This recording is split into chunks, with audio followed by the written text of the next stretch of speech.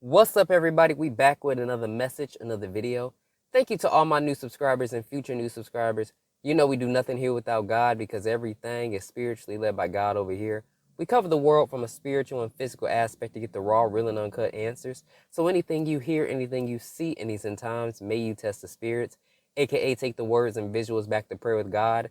As there are many Decepticons running around these end times sent from the enemy, had that strong, close, and personal relationship with God. Good, great, awesome. Okay, so the Lord wanted me to do this one separately, and basically this message is about June 29th once more, but involving Chicago, where the Lord gave me a brief warning with Michigan and Chicago was also one that would be experiencing flooding that the Lord had warned me about, okay? So real quick, that's just a little background, so I'm going to give you the background, the prior word, and then the event, okay? Good, great, awesome. See the warning signs, and many of your children in Michigan, the warning signs, but like, does that also mean bad judgment for here too? And he says, yes, for Michigan purposes, the flooding. I've seen Michigan be flooded like with storms before, and I've never had seen that before a couple of years back, and he's saying flooding. And I asked him why. He says because of it was the shootings, and you know, Detroit, the shootings, the lack of worship for him. Yeah, Chicago, you already know, crime and the way the youth's coming up, they really got the smoke bad down there. So he's giving them warning signals. New York, clearly the same thing. So these cities full of crime and stuff, you know, and then the other stuff that I mentioned, the warning signals throughout the U.S. Mark, what a day, what a weekend for this city. I mean, just historic levels of rain, as Greg mentioned, but now look at this.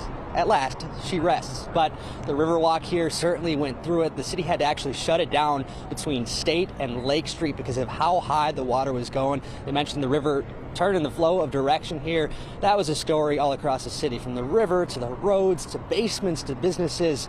All of Chicago felt this one today. A washout of a weekend. Heavy downpours lingering over the city and suburbs for hours Sunday, causing major flooding. The Chicago Riverwalk underwater, even as city officials reversed the flow of the river back into Lake Michigan to try to ease the flooding. A similar scene in suburban Cicero with flooded basements and businesses. Here on West 29th Street is a food mart that just opened 3 weeks ago. And today, the owners having to funnel rainwater back onto this record rainfall turning roads into rivers, some drivers trapped inside their cars by the torrential floods. And tonight, a lot of people across Chicagoland are dealing with flooded basements. NBC5's JC Navarrete shows us the treacherous conditions. What began as a gentle rain in the morning quickly turned to this. Flash flood warnings for the Chicago area, leaving drivers asking for help. Scenes like this seen all around town. A group coming together to push this van off the road. It wasn't just neighborhoods dealing with the floods. I-290 quickly overrun by the storm. Traffic dwindling down to just a lane. Just about everyone we spoke with was at a loss for words. Have you ever seen anything like this before? Never in Chicago. I mean, I'm from Dominican Republic. Over there, yeah, the hurricane, but here, it's never happened before. Well, I'm worried now. The sheer force of the rain on full display behind me here on Kinsey and Pulaski. Take a look, 5 cars submerged below that rail line overpass. One of the dozens of areas where we've seen drivers stranded. It's something like from a movie. I ain't never seen it like this in person. Like, I see it on videos on Facebook, but I ain't never seen it like with my own eyes. Coming from Oak Park, and all the viaducts are flooded, but this one seemed like it didn't have a lot of water. But Nicole Birch thought she could get through.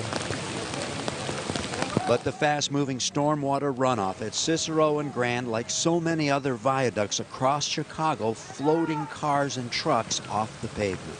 Some good Samaritans pushed me over here, but I've been sitting here since 12:30. Tow truck drivers too busy performing rescues. Everywhere this kind of thing happening? Everywhere, all through the city of Chicago. Despite the rapidly rising water, Sanchez and his team at All Zion's Towing Company going to the aid of a stranded motorist. That was a brave thing for you guys to do, to jump in there. Yeah, and we came out there and helped them out and got them up out of there.